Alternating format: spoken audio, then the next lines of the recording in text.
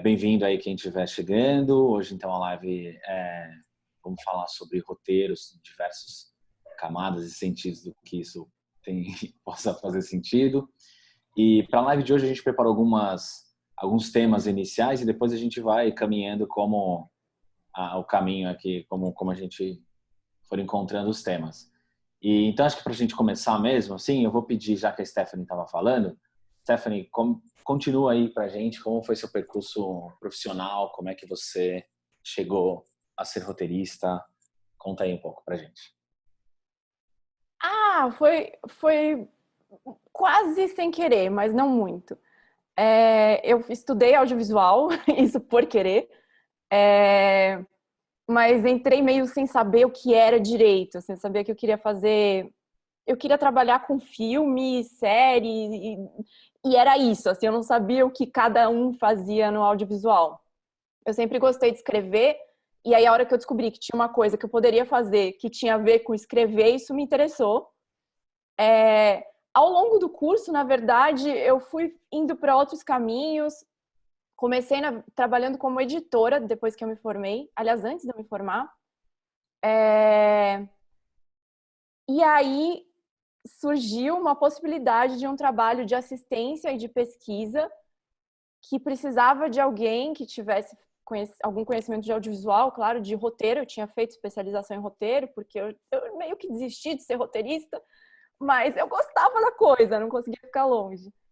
E que falasse um pouco de grego e conhecesse um pouco sobre a Maria Callas. Eu estudei ópera, então eu fiz canto, né? E aí meio que entrei nisso. Bastante comum, assim, bem fácil esse acesso, né? A pessoa precisava falar grego, cantar ópera, escrever roteiro. Conta mais aí.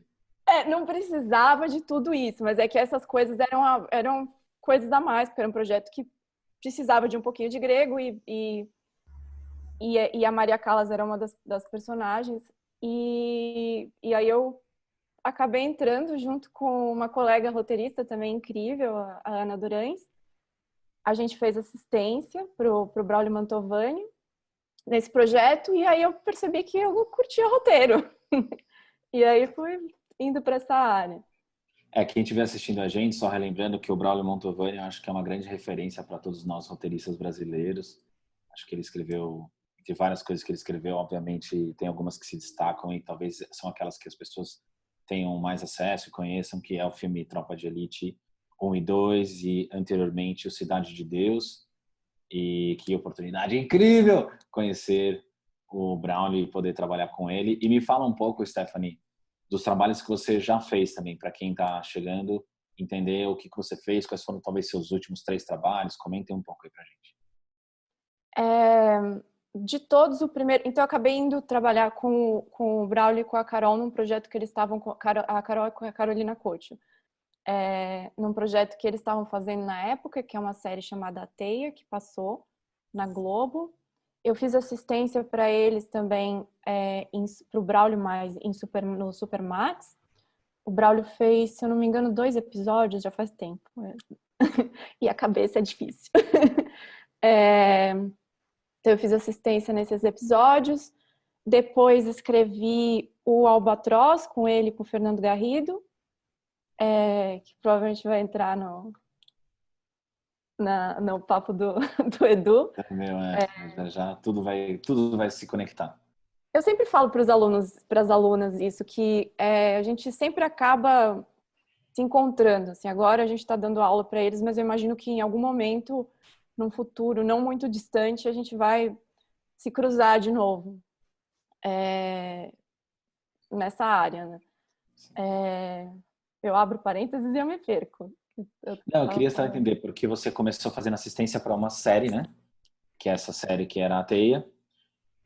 Isso, antes a assistência era para um longa do Braulio, e aí calhou de, na mesma época, eles estarem começando, ele e a Carolina Couto começando essa série, que precisava de muita pesquisa, e eu já tinha feito pesquisa também, além de assistência para esse longa, e aí eu tava lá, assim, precisava de alguém, acho que o trabalho deu certo, não sei, o que eles pensaram, e aí eles me chamaram para fazer assistência também nessa série. E eu comecei como assistente e pesquisadora, e aí acabei virando autora no processo. Eu não lembro quanto tempo foi, mas foi meio longo, porque tinha muita pesquisa mesmo. E acho que aí foi onde tudo começou em termos de roteiro. Hoje em dia, acho que eu já trabalhei em projetos de vários gêneros. Aí agora eu tô trabalhando em um de comédia, que é um negócio que era totalmente novo para mim. Totalmente não, mas é meio assim, né? A gente vai trilhando. Eu sempre adorei também, sempre gostei bastante, sempre quis, e aí apareceu e... Eu vou fazer as perguntas ainda com mais detalhes dos trabalhos, aí eu vou pedir para a Rita também falar um pouco de como ela chegou a se transformar em roteirista, de onde saiu essa ideia, talvez comentar também ainda brevemente os últimos trabalhos, aí a gente vai abrir novamente, porque eu quero perguntar um monte de coisas sobre como trabalhar com o Braulio, sobre seu projeto na Globo. Fala aí, Rita, comenta aí. Bom, eu fiz a graduação em cinema, né, na FAAP, e eu achava que eu queria fazer fotografia.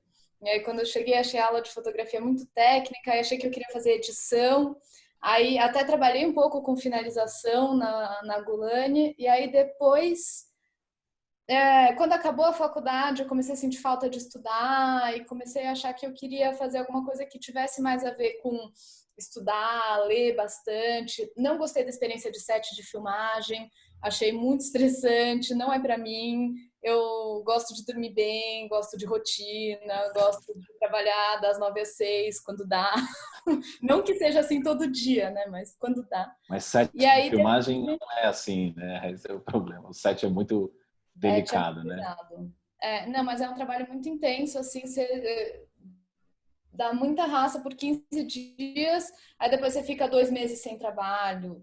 E o roteiro também tem esse período sem trabalho, né? Mas, enfim, eu não queria esse estresse do set. E aí eu fui fazer mestrado na França, era um mestrado teórico de estética, assim, de pesquisa de filme, no geral. E aí eu fui focando lá, nesse momento fui focando em roteiro, e eu passei muitas horas na biblioteca, porque eu estava fazendo mestrado, e aí eu descobri que eu gosto. Eu gosto de acordar e ir todo dia para o mesmo lugar, sentar, ler, estudar, escrever. E aí fui focando a minha pesquisa teórica em roteiro, e quando voltei para o Brasil, falei, não, quero ser roteirista. E aí surgiu essa oportunidade do show da Luna, que foi onde eu comecei. Daí também comecei traduzindo bastante, escrevendo menos. E aí, com a tradução, fui aprendendo bastante, assim. E aí, depois foi isso. Depois traduzi também um outro projeto para HBO, que chamava The American Guest. Nem sei se já saiu, se não saiu, mas eu fiz uma tradução desse roteiro. Acredito que sim, era a história do Roosevelt. Roosevelt, né? No Brasil, Bem, né? E aí foi isso. Daí acabei ficando mais especializada em animação por causa dessa oportunidade na Pinguim Contente. E aí trabalhei em vários projetos lá e comecei a fazer uma supervisão de storyboard também lá, de Animatic, né? Que é o nosso storyboard com as cenas já no tempo do episódio. E no Show da Luna você escreveu episódios em quais temporadas? Eu comecei na terceira, né? E agora a gente tá na sexta. Aí na terceira eu escrevi uns 8 episódios. E aí depois na quarta eu escrevi 13, e na quinta eu escrevi acho que 12. Agora na sexta eu voltei para 8. Porque também é legal dar uma variada, né? Ter mais roteiristas do que São muitos episódios por temporada, né? São 26. São 26 episódios por temporada. Sim, é exaustivo, né? É muita coisa. E como a série tem uma estrutura fixa, aí além disso você vai lá e tenta escrever 13 episódios, 12 episódios. Claro que dá para fazer variações dentro de uma estrutura fixa, mas tem uma hora que a criatividade acaba. enfim, você acaba se repetindo, né? Você acaba caindo nos mesmos temas e tudo. E a questão é que o cronograma é muito apertado. Você tem um mês para escrever cada roteiro, só que enquanto você está terminando de revisar um roteiro, já entra a sinopse do próximo episódio. Então você faz 2 simultâneos, às vezes 3 simultâneos. Então tem também essa questão, né? Se eu tivesse todo o tempo do mundo, eu poderia pensar e tentar várias opções e tal, mas não tenho, né? Eu tenho um cronograma para seguir, então. Claro, claro. Bom, vou falar um pouquinho aqui também sobre mim.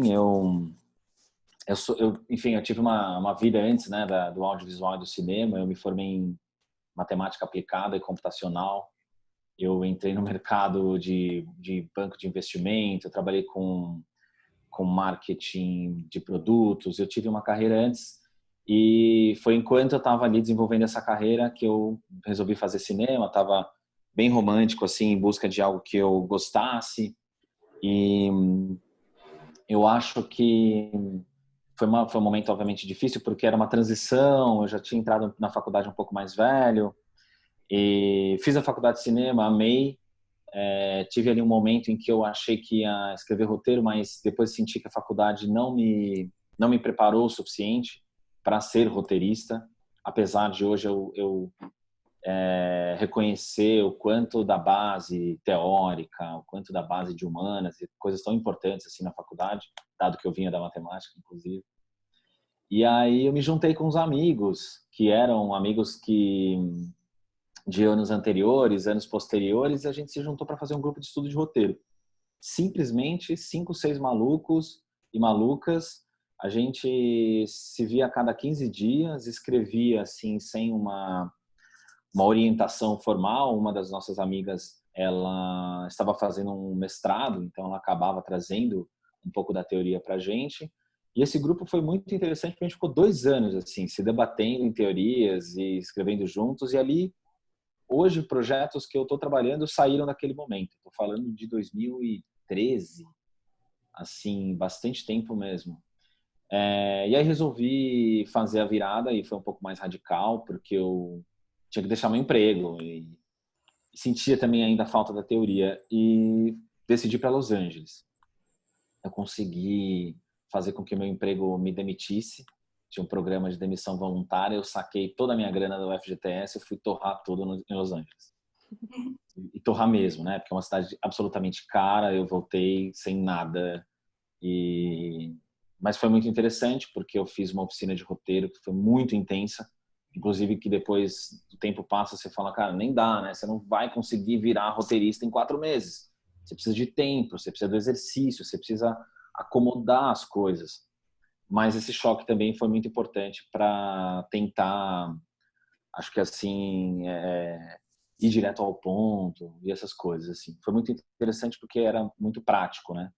E foi junto com esses amigos que eu também comecei, talvez parecido com a Stephanie, uma pesquisa. Veio um trabalho de pesquisa para um programa culinário multiétnico e multicultural, assim. Eu tinha que pesquisar comida da Bolívia, comida do México, e a gente tinha que dar os inputs para aquilo que ainda seria o roteiro do projeto, né? E quando eu voltei também dessa experiência completamente assim, né, imersiva, de também viver o roteiro, estudar roteiro todo santo dia, assim, uma coisa segunda a sexta, tal, eu já tinha alguns projetos debaixo do braço e comecei literalmente batendo na porta das produtoras, perguntando, olha, naquele momento ainda existia vários editais da Ancine, né? E você podia colocar o seu projeto dentro de uma produtora, a produtora inscrevia na Ancine e se ela vencesse o edital, o seu projeto recebia uma verba para ser desenvolvido. Não tinha canal, não tinha ainda efetivamente a outra ponta. Mas eu inscrevi o projeto em 2014, o resultado saiu em 2015 e eu fui contratado em 2016. Então, foi um arco longo, assim, praticamente 2 anos, né? Mas aí eu tive meu primeiro emprego como roteirista remunerado. E aí eu senti que minha transição de áreas e de mercados havia sido realizada. E depois, acho que desse trabalho, eu sempre consegui engatar em novos trabalhos com várias dificuldades, porque a gente sabe que é delicado, é complicado. Hoje eu acho que a gente está vivendo ainda um bom momento em números de projetos e tudo mais, apesar de tudo que a gente está vivendo no planeta. Mas eu acho que o meu caminho foi assim mesmo, de escrever os projetos, botar debaixo do braço e sair batendo na porta das produtoras, muitas reuniões, trabalhei de graça para um monte de gente, que eu também estava trabalhando de graça para mim, mas enfim, imagina, quando você chega para uma produtora, óbvio que seu projeto não está pronto, ela fala, olha, legal, precisa mudar isso. E aí quando você vê, você quer mudar porque é o seu projeto, e você já se entende como parte do processo, você acaba tendo que investir a sua energia e tudo mais antes de saber se qualquer coisa vai dar certo, né? Essa é uma coisa interessante, né, do que você falou agora, porque o trabalho do roteiro, principalmente quando você vai fazer criação de um projeto, sempre tem um pouco que você vai trabalhar de graça, né? Você sempre tem que... Você não consegue ganhar um edital com nada, né? Então você tem que Exato. preparar um argumento, dependendo do edital, até roteiro, uma bíblia, e aí você acaba... É um investimento inicial, né? Que todo mundo tem que fazer em algum Muito. momento. E eu acho que eu estava num processo, né, assim, a partir de 2014, a gente começava a sentir que quanto mais projeto tinha no mercado, mais difícil ficava, porque mais completo as produtoras e os canais queriam ver o seu projeto, né? Então a gente escuta histórias de gente que conseguiu vender uma série com o título e no final você tinha que estar escrevendo já o piloto do roteiro para entregar para a pessoa entender e analisar, mas hoje, depois de trabalhar, acho que o último trabalho que eu estou agora, eu já estou envolvido com ele há 2 anos, assim, e até hoje a gente mexe no piloto, eu fico imaginando como é uma violência o canal, a produtora te pedir o piloto para você começar a mostrar o seu projeto. Era muito desafiador, assim, foi muito desafiador quebrar essa arrebentação, né? E isso não tem nenhuma garantia, né? Eles te pedem piloto e eles podem desistir no dia seguinte, assim. Você vai lá, Nenhuma escreve garantia. 60 páginas e joga no lixo. Muito, muito, muito. Eu vou continuar com as nossas pautas, mas já apareceram aqui 2 perguntas e eu acho que é legal para a gente colocar a galera dentro aqui do nosso papo. O Enzo Borsese perguntou: como eu escrevo um roteiro de forma simples? Eu vou falar para vocês responderem, porque acho que eu preciso elaborar, porque é possível? Eu não sei nem se é possível. E aí, o que vocês acham? Vai, escreve. Eu tô pensando, calma. Eu não entendi exatamente. Como Se é assim? possível escrever um roteiro de forma simples. Acho que vale a gente elaborar aqui o que seria um roteiro de forma simples, né? Eu vou tentar interpretar essa pergunta aqui do Enzo como se a gente pudesse, talvez, desenvolver uma história em pouco tempo ou de uma maneira meio que direta, né? E, pelo menos na minha experiência, eu senti que não é simples. É complexo e muito trabalhoso, assim, né? A quantidade de horas que a gente investe para que o roteiro pareça fluir de forma natural é enorme. É enorme. Mas eu quero que vocês, enfim, dado com esse conceito de simples, comentem aí e a gente volta para a segunda pergunta, que é muito legal também. Eu acho que a coisa que mais pode facilitar, assim, você escrever um roteiro, talvez, se fosse para, sei lá, pegar um atalho, é você ter uma referência muito forte, ou você ou você está fazendo uma adaptação. O que não significa que é simples, mas dessa forma você tem um pouco um norte, entendeu? E com a adaptação, na verdade, tem uma facilidade que o personagem já está lá, né? O personagem já existe.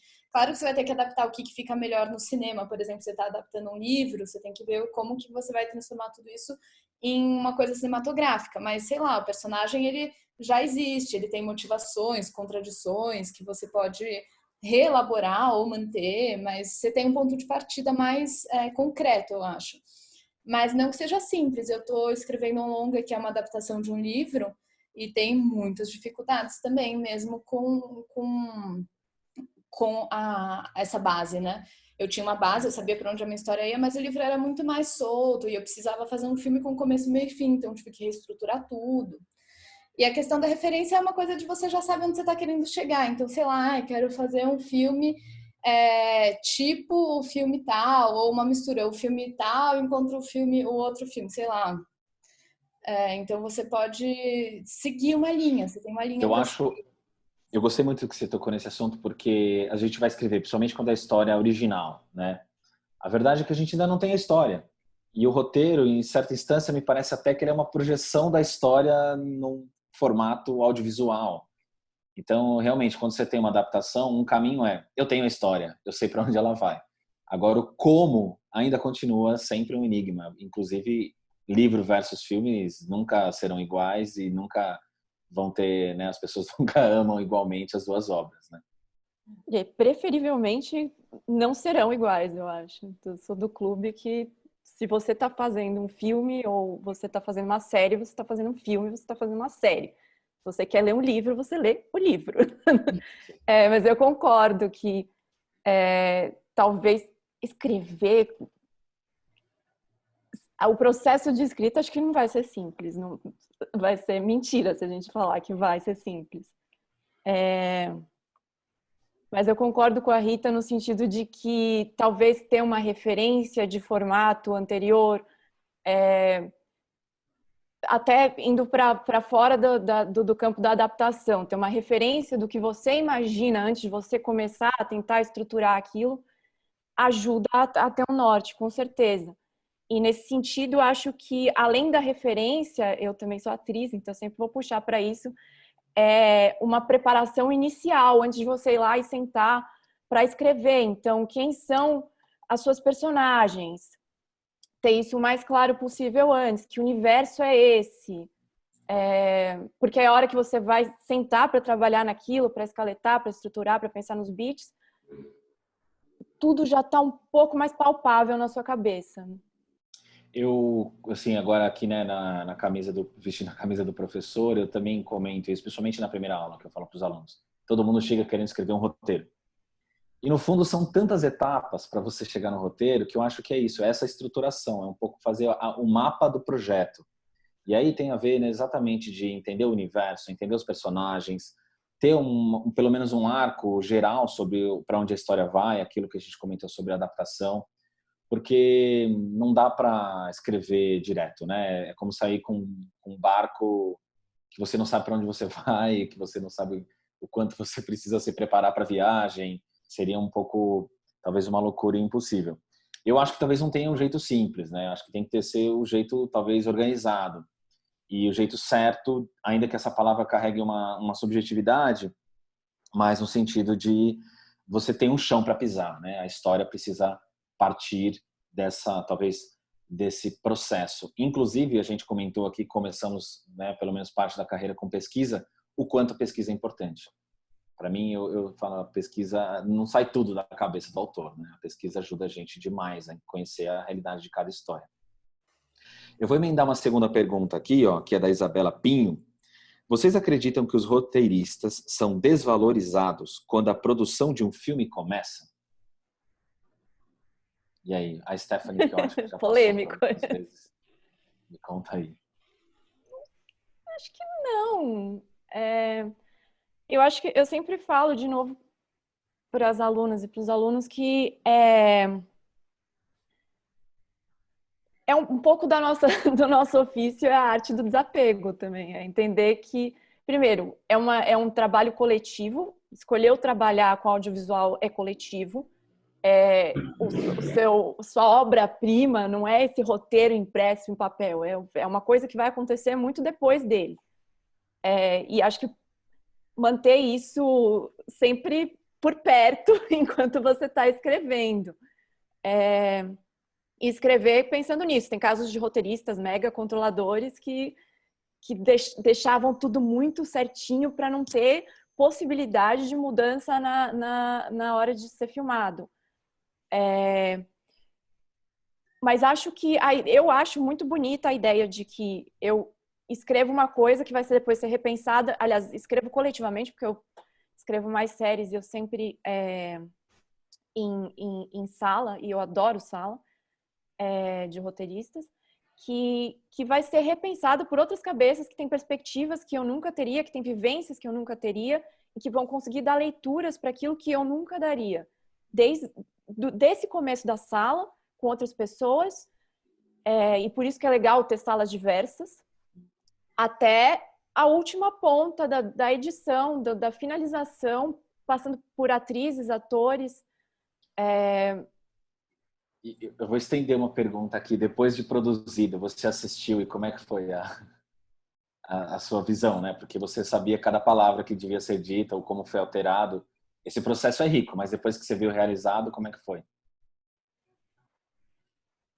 eu particularmente, não sei como é para Rita, como é para você, mas eu tenho muita dificuldade depois que está feito de conseguir julgar. Eu preciso de uns anos assim de tempo depois que lançou, que saiu, para conseguir ver e dizer, isso era de fato, isso funcionou, isso, nossa, isso essa atriz fez muito melhor do que eu imaginava.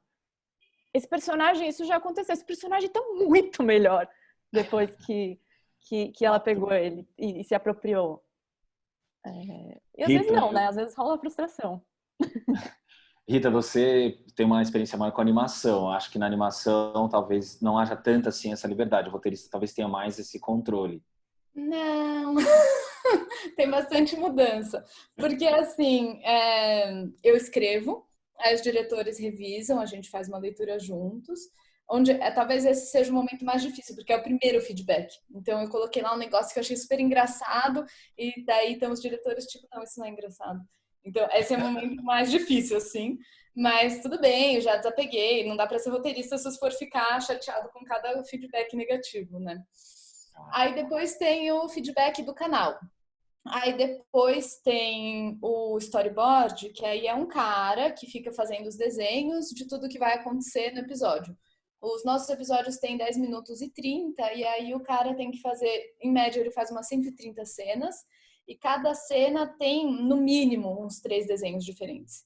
Então, o cara faz bilhões de desenhos, e aí ele tem 3 semanas para isso. E aí ele decide ali, ele vai transformar a minha palavra no visual, né? Então muita coisa muda nesse processo. E aí a gente reassiste para ver o que vai funcionar, o que não vai. Sim. E aí é o momento que eu percebo, porque eu também faço a supervisão do storyboard. Então para mim é tipo, putz, não funcionou, que pena, vamos tirar. Ou, isso aqui funcionou. Ou às vezes eu acho que o cara não entendeu exatamente o que eu estava querendo dizer, aí eu vou lá e insisto. Eu falo, não, mas tenta fazer desse jeito. Como a gente trabalha juntos na mesma sala, eu posso explicar para ele exatamente, né? Tem um contato direto. Aí depois ainda vai para a pessoa que vai fazer a voz, que pode mudar a fala, ou sei lá, ou muda a entonação, e aí enfim, muda o roteiro nesse sentido. E aí depois ainda vai para o animador, que às vezes não anima exatamente o que estava planejado no storyboard, pro mal ou pro bem, assim, mas idealmente pro bem. Então, tem uma frase da Célia, a diretora, que eu gosto muito, que a animação tem que ser tipo uma escadinha. Então, assim, cada etapa vai melhorar um pouquinho o que a etapa anterior fez, né? Então, sim, cada pessoa que mexe no episódio vai melhorando um pouquinho. Sim. Agora, em relação ao que a Stephanie falou de assistir o produto pronto e pensar se funcionou ou não, para mim isso tem que ser muito imediato, assim. Primeiro que tem um feedback, que até a gente entregar o episódio para o canal, pode mudar. Então, a gente já tem um feedback lá no storyboard, que pode mudar, e depois com a animação, muda menos coisa, mas ainda tem umas coisinhas que a gente pode fazer um ajuste ou outro. E aí, nesse momento, às vezes os diretores me ligam e falam, Rita, vem aqui, o que está acontecendo nessa cena? Não está dando para entender essa cena. Aí eu já sei que não funcionou, entendeu? A resposta é rápida, né? E vejo que ficou... a resposta é rápida. E é um aprendizado, entendeu? Porque eu vou continuar trabalhando nesse projeto. Eu estou trabalhando nessa série há 3 temporadas, desde 2016 eu trabalho no Show da Luna. Então, quando dá errado, ou enfim, quando tem alguma coisa que poderia ter sido melhor, é um aprendizado. Aí eu já sei que no próximo eu vou fazer assim. Tanto que os novos roteiristas que entraram depois, eles às vezes tentam fazer uma cena assim, uma cena assada, e falam, não, isso não funciona. Já tentei. Eu sei porque eu já tentei, já errei e já sei que não vai. Isso é muito bom, porque acho que quem, assim, minha experiência, eu também faço animação, né? Sou um roteirista na 6ª temporada do Show da Luna, foi uma baita oportunidade que eu tive aí esse ano. Os roteiristas novos são o Edu, no caso, né? O Edu e a Mari. Também trabalhei numa série que chama Cordélicos, uma série de animação que vai ser exibida na TV O Povo do Ceará, um projeto super regional, com várias dificuldades também super peculiares. Mas eu queria comentar que já mais de uma amiga me disse que depois de ter escrito, conseguiu estar presente no set de filmagem, que eu acho que é uma grande valorização do roteirista, principalmente para quem está fazendo live action, que é a chance de você continuar defendendo a sua ideia ainda no set ou ali, naquele momento em que aquilo precisa ser alterado, você está presente e não tem a surpresa de 2 anos depois, quando vai assistir a obra. Não, mas não era isso, meu Deus, né? Então, acho que se a gente pensar aqui, só fechando a pergunta da Isabela, eu acho que a valorização é crescente do roteirista no mercado. Eu acho que o Brasil, assim, sentido de 2013 para cá, inclusive, foi quando o Fundo Setorial passou a oferecer verba para projeto de desenvolvimento, o mercado como um todo passou a olhar o roteirista com mais valor, né? Porque eu achava muito arriscado e muito perigoso. Vários projetos iam para o desenvolvimento a partir do momento que recebiam a confirmação da produção.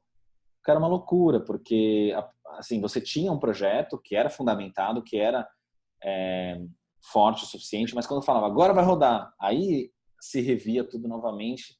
Enfim, às vezes não necessariamente você tinha o tempo que precisava.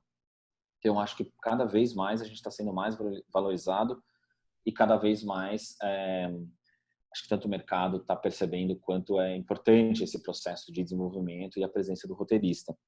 Tem uma terceira pergunta aqui, que é do Monkey Media, pelo YouTube. Ele falou o seguinte: vocês sentem que as pessoas estão cansadas dos roteiros de novela? Né, os roteiros novela. Uma maior naturalidade nas falas e atuações são tendências? Entendi, Edu. A pergunta dele é o seguinte: se eles sentem que o público, se a gente sente que o público está cansado de ver roteiro de cinema ou de série que se parece com novela.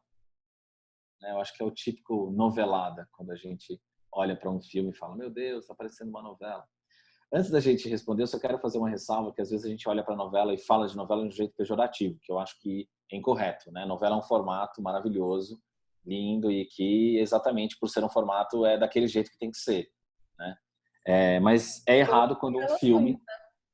Oi? Desculpa, só para falar que tem novelas que são muito boas. Novelas Exato, né? Novelas mas tem novelas que são boas. E nós somos uma referência mundial, né? Se nosso produto de exportação, nosso grande produto audiovisual de exportação há mais de 20, 30 anos, com certeza são as novelas feitas pela Rede Globo, na sua maioria.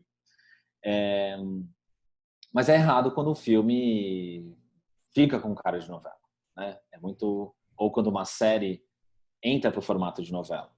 Eu vou, já que estou com a bola, eu acho que isso também vinha da gente ter uma concentração de produção, principalmente pela própria Rede Globo, e a gente também vê atores e diretores e todo mundo que fazia novela, de repente vai fazer filme e fica com cara de novela. E eu acho que hoje a gente está se libertando disso. A própria Rede Globo com a Globoplay, a gente está vendo muito mais produtos independentes de outras vozes, né? E eu acho que a gente está se libertando disso justamente porque temos mais roteiristas, né? Temos mais produções. Então, eu acho que nesse sentido a gente está cada vez melhor, encontrando e afinando essa linguagem para que nossos filmes e séries não fiquem com cara de novela. Mas, enfim, minha visão. Me digam aí o que vocês estão achando desse novo mundo. Vai, Stephanie, pode falar. Vou deixar, eu ia jogar para você, Rita. É que eu tenho uma certa dificuldade assim inicial de entender o que é a cara de novela, uma coisa um pouco mais naturalista, talvez um pouco mais expositiva por ser TV aberta. Como são muitos episódios, tem um conflito que demora mais tempo para se desenrolar, talvez um arco mais longo. Eu não sei, eu gosto de How to Get Away with Murder. Eu amo. E eu acho super melodramático, tem umas mudanças de plot, umas mudanças de trama, viradas de trama totalmente novelescas, mas inesperadas, de onde saíram, né? As pessoas... E é isso aí. Mas acho que o que você falou é coerente, Edu. A gente parte de uma linguagem, de uma herança. A gente está começando há muito pouco tempo a entrar no mercado de séries. Então, a gente ainda está aprendendo e acho que a gente vai estar começando a chegar numa linguagem também que é nossa, que talvez seja menos pautada nas séries internacionais. E que talvez, por que não? Talvez tenha a novela assim como referência. Acho que a novela não precisa ser vista como uma coisa ruim, como o Edu disse, tem produtos muito bons. É só entender que é uma diferença de formato, né? Mas talvez eu não tenha entendido o que foi perguntado. Não sei se... Ele fala sobre como vocês sentem que as pessoas estão vocês sentem que as pessoas estão cansadas dos roteiros novela, né? Eu acho que tinha um estilo de fazer novela mais antigo, que até as novelas atuais já melhoraram, mas que tinha um estilo que era um pouco mais melodramático e pastelão e talvez expositivo, né? Que repetindo muito as informações no diálogo. Então, eu acho que esse jeito antigo de fazer, eu acho que ficou para trás, mas eu acho que tem muita inovação e eu acho que ainda pode ter mais, assim. Agora, eu gostei que a Stephanie falou do How to Get Away with Murder, porque eu acho que a gente às vezes aceita coisas dos gringos muito mais fácil do que as nossas próprias, né? A Casa de Papel, tudo bem que tem uma coisa toda do roubo, tem ação, tem as armas, mas a relação entre os personagens é super melodramática. E até a atuação é super exagerada. Então, eu acho que... Eu acho que a gente tem que também relativizar um pouco, porque eu acho que isso às vezes pode ser um pouco a gente querendo menosprezar uma coisa da nossa cultura, entendeu? Em prol de achar que os gringos fazem um negócio muito incrível e tudo. Assim, eu não quero causar aqui na pergunta do moço, mas só para falar que eu acho que assim tem que relativizar, tem que olhar também para o produto gringo e perceber que, putz, isso é uma novela. Sei lá, tem muitas séries gringas, tinha aquele Desperate Housewives que fez sucesso e era super novela, então assim, enfim, novela no sentido, né? A gente até tá brinca, tem uns amigos que o projeto foi para fora do Brasil e é impressionante como o projeto dublado ou legendado, várias dessas quinas que a gente acaba vendo na lupa quando a obra está em português, feita por atores que a gente conhece, a gente não enxerga. Então, a gente também, quando recebe o produto estrangeiro, principalmente o produto legendado, você perde coisas e fica muito mais centralizado na história. E eu acho que isso é um dos efeitos, assim, indo de encontro ao que você está me dizendo.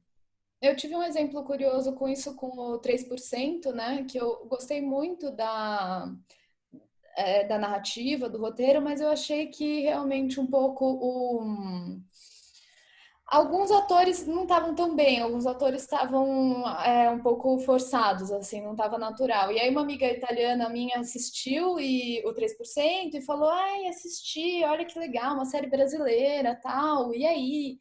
Aí eu perguntei isso pra ela, mas você não achou os atores meio fake, assim? Aí ela falou, não, adorei, nem percebi, não senti nada. Porque ela vê legendado, entendeu? Então ela não sente as sutilezas, igual o que você estava falando, sabe? E eu acho que é o mesmo caso da gente. A gente vê as coisas legendadas e a gente tende a aceitar mais também. Recebi mais uma pergunta que é a Julia Move. Ela falou: o que vocês recomendam para quem quer escrever roteiros de musical para cinema e TV? E aí? Isso eu nunca fiz. Eu acho que a gente faz um pouco, né, Rita, no show da Luna. O show da Luna Juvenil. Mas uma parte do processo é um musical. A gente tem que, todo episódio, compor uma nova música.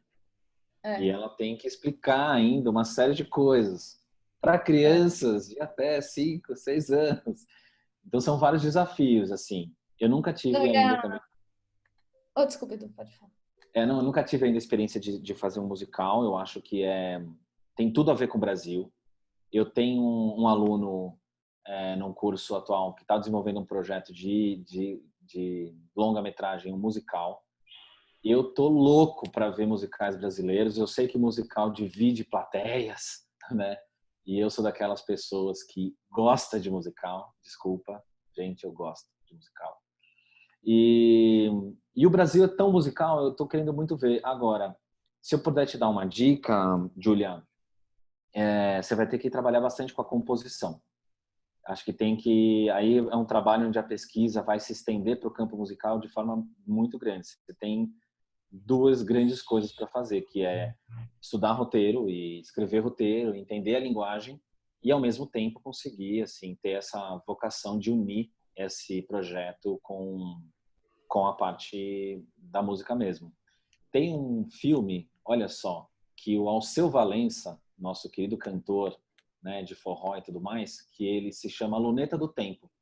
E o Alceu Valença escreveu o roteiro, escreveu as falas que são uma espécie de poesia, e o filme também tem momentos musicais, assim, é uma loucura o filme. Talvez esteja no YouTube, para quem estiver nos assistindo, pode procurar lá.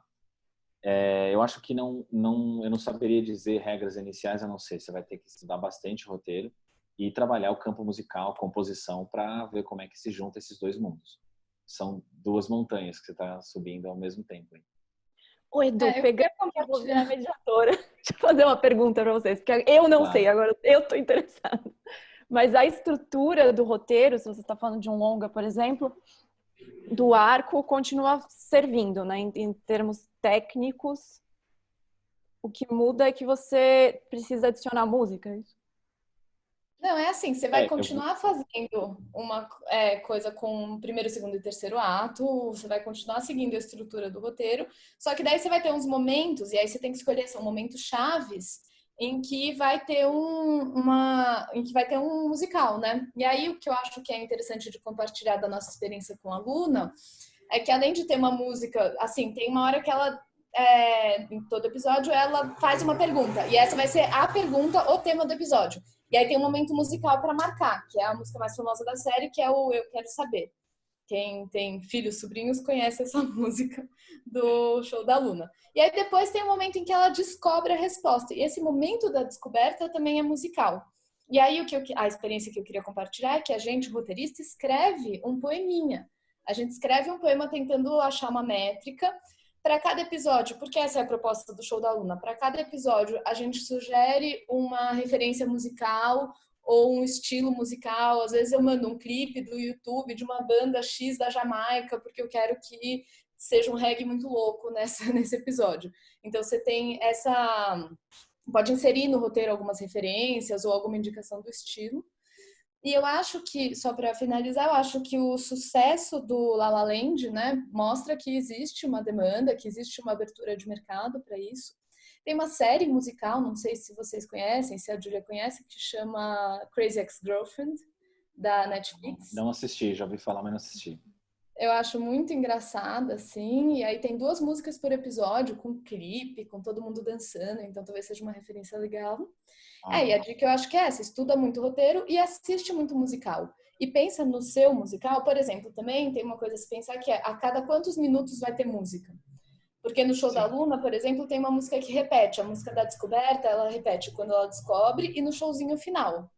E aí a gente não gosta de deixar essas 2 músicas muito perto, porque são a mesma. Então, tipo, ela acaba de cantar uma música, fala 2 coisinhas e aí já começa a cantar. Então tem uma orientação a deixar umas 2 páginas de roteiro entre uma música e outra. Então, por exemplo, o seu musical vai ter quantas músicas no filme? E qual é a distância entre elas em termos de página de roteiro, né? A cada quantos minutos você vai ter um momento musical? Sim. Ou vai ter 2 grandes músicas, uma no começo, uma no final? Tem que pensar na estrutura também desse ponto de vista, né? Me veio, quando você me falou, me veio também a ideia de pensar os atos em música clássica também. Eu acho que deve ser uma grande ajuda para pensar esse arco musical dentro do arco dramático do filme, né? Acho que é um caminho que pode ser fundido, assim, mas não tem uma regra, né? O musical, ele é um gênero, eu acho incrível. Quando funciona, funciona muito, mas...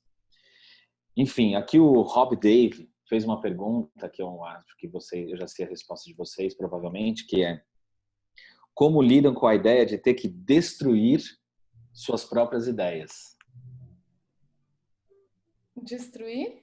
Desapego. Desapego, matar os bebês. Horrível. Você não pode ser dono de uma ideia só, né? Você vai trabalhar com roteiro, como roteirista, você tem que ter milhares de ideias, você tem que ter possibilidades de variar essas ideias. Acho que tem um espírito das coisas que eu acho que esse sim a gente tem que lutar para mantê-lo. Mas as ideias em si, elas têm que ser várias e várias possibilidades. Acho que a Rita tinha comentado no começo, se você não puder, né, derrubar ou suportar que as suas ideias sejam derrubadas, você não vai conseguir ser roteirista. Eu tenho uma dica boa. Trabalha com alguém que você confia. Alguém que você confia muito. Porque aí quando a pessoa te fala, isso aqui não funciona, os meus chefes, como eu falei no começo da live, né? Eu trabalho lá na Pinguim Contente. Os meus chefes têm 30 anos de experiência com animação pré-escolar. Então, assim, se eles falam que criança não entende ironia, é porque criança não entende ironia. Eu não vou questionar, não vou falar, mas tá tão engraçado, mas vamos colocar aqui um sarcasmo.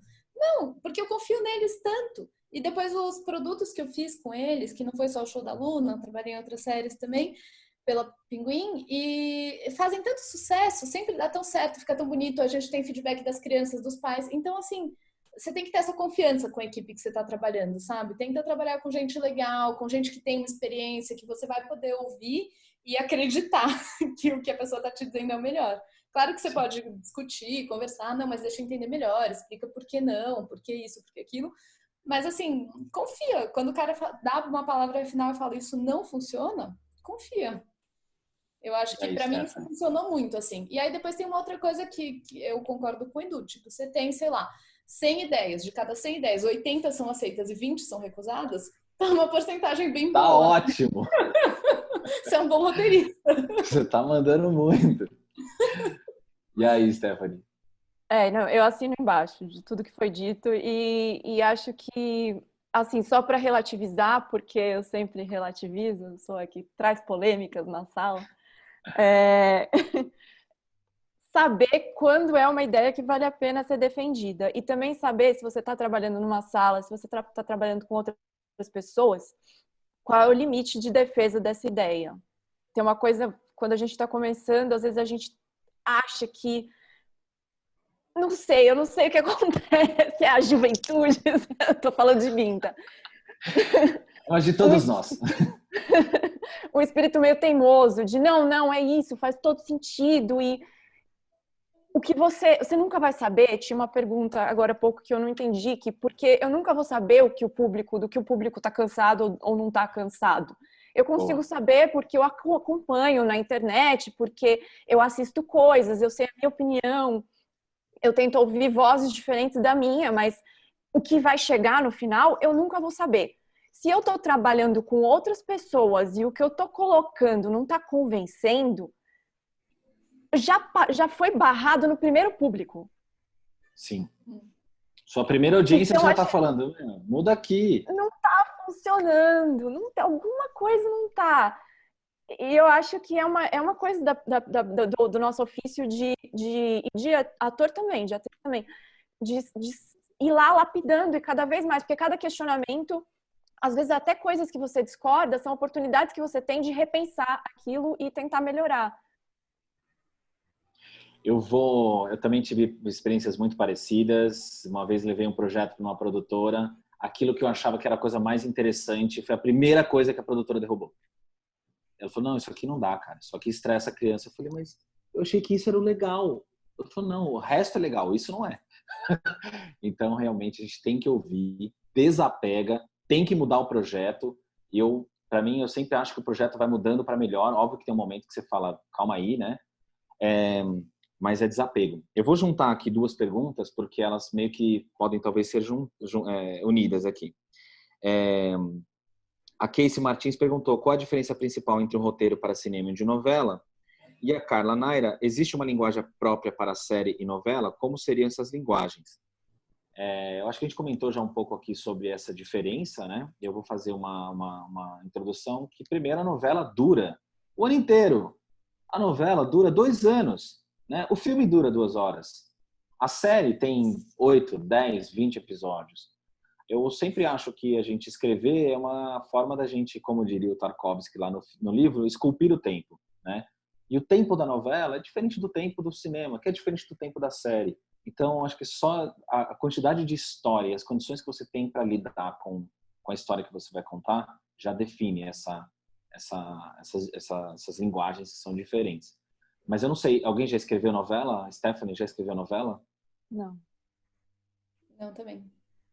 Eu queria ter essa experiência também para ver como é que é, porque se a gente trabalha às vezes meses num roteiro de 60 páginas, como é que é ter 60 páginas por dia?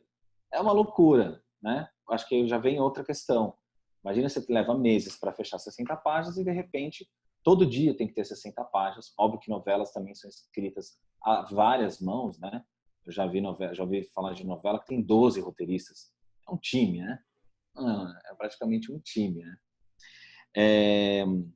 Não, Nosso tempo está curto. Tem uma coisa orgânica, né? Que as pessoas às vezes tipo mudam. Ah, esse personagem não tá fazendo sucesso, tira ele, né? Às vezes tem uma coisa tipo, Maravilhoso. né? Aconteceu uma coisa na novela, foi muito criticada, eles vão lá e mudam ou dão mais atenção para um Você tem personagem. tempo, né, de sentir a reação do público e mudar a direção, né? A série É. não tem chance. E o filme, então, Na eu série de uma temporada para outra dá para fazer, né? sim, Você faz uma temporada, aí passa um ano, aí você vai fazer outra temporada, aí você vê como que o público reagiu, né? sim. O filme é delicado. Ele acho que é a linguagem mais densa que a gente tem, porque ele também só tem uma única chance. Você assiste e acabou. Ou foi ou não foi. Né? A série você pode mudar a temporada, a novela também. Acho que isso já imprime de forma diferente, né?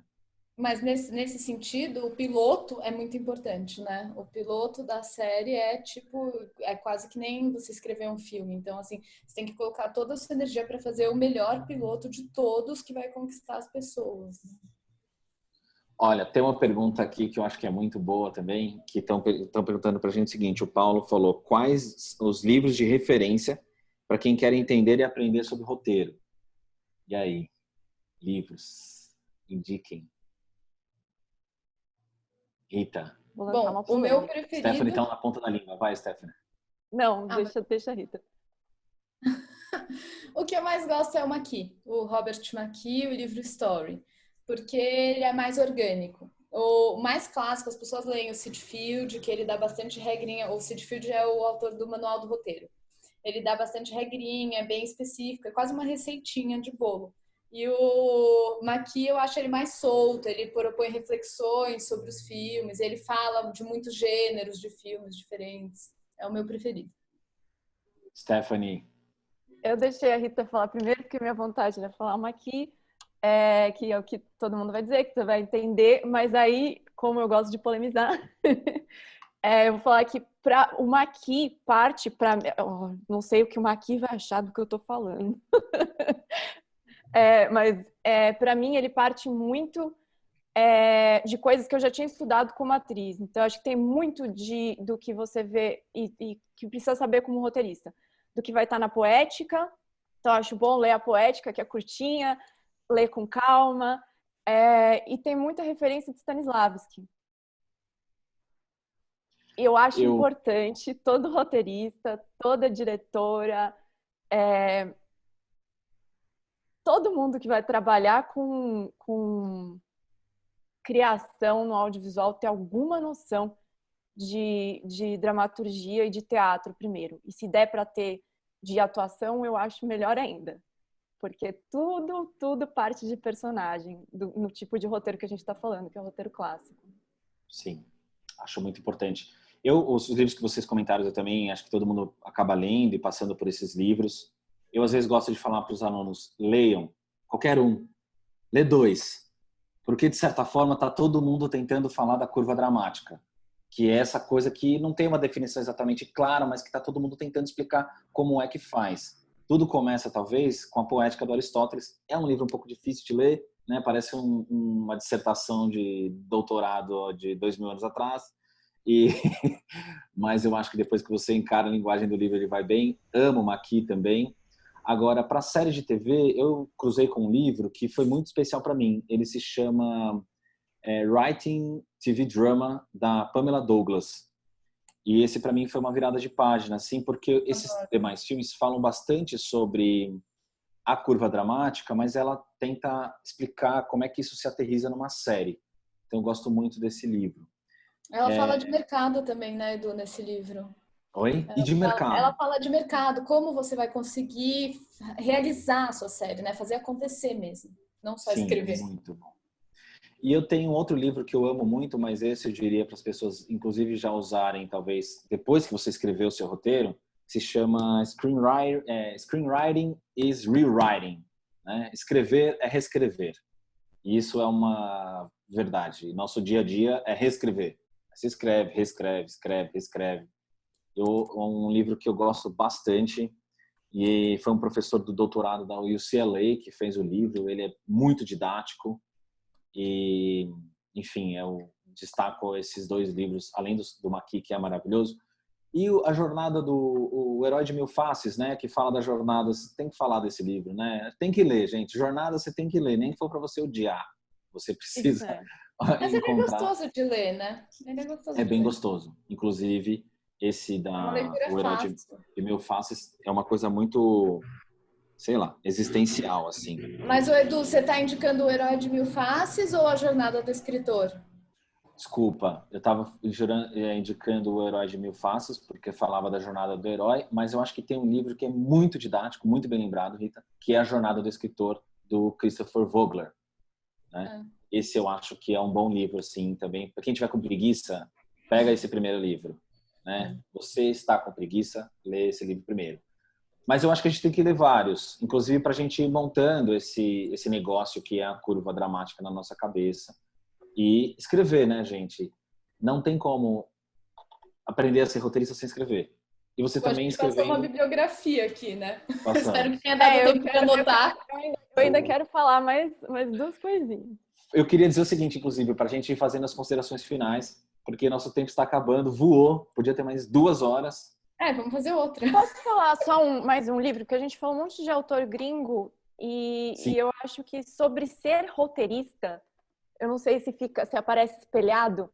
Tem esse livro que chama Palavra de Roteirista, de um cara foda chamado Lucas Paraíso, roteirista, também professor, que tem entrevistas com vários roteiristas, vários roteiristas brasileiros, e eles falam muito sobre dramas que a gente passa cotidianamente. Então, acho para quem está começando é muito legal e para quem não está começando também. Eu adoro esse livro. E tem o documentário. Eu nunca li. Eu recomendo. Aqui na minha listinha. Considerações finais, Rita. Não, queria agradecer aqui vocês dois, um prazer trabalhar com vocês, conversar sobre roteiro, que é a minha coisa preferida. Queria agradecer ao INC também por tudo, as lives estão muito legais. E só comentar, né, aqui que eu, a Stephanie e o Edu somos professores do INC e que tem muitos tipos de cursos de roteiro. Tem cursos curtos, cursos longos, cursos médios, curso para animação, eu vou começar um agora em junho.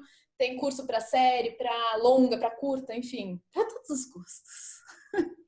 E as minhas considerações finais não desista, demora muito, arrume alguma coisa para você ganhar dinheiro e para você sobreviver enquanto você não se transformou num roteirista. A partir do momento que você pensar em ser roteirista, tudo que você fez na sua vida vira uma grande bagagem e o tempo que as coisas levam são longos, né? Assim, a gente está falando de projetos que levam 7 anos, às vezes 10 anos entre sair da sua cabeça e virar uma realidade. Então, hoje eu acho que o que eu faço eu amo, mas é isso, tem um processo longo, é muito trabalho e eu não acredito em dom, eu acredito em trabalho. Então, se você estudar, se esforçar, cara, vem que é uma escolha difícil, não é fácil, mas ele está aí. Talvez esse seja um dos melhores momentos, principalmente com tantas empresas vindo ao Brasil, buscando histórias brasileiras. É isso. Quero fazer de novo. E é divertido, pessoal, dá trabalho, mas a gente esqueceu de falar isso hoje. É divertido pra caramba.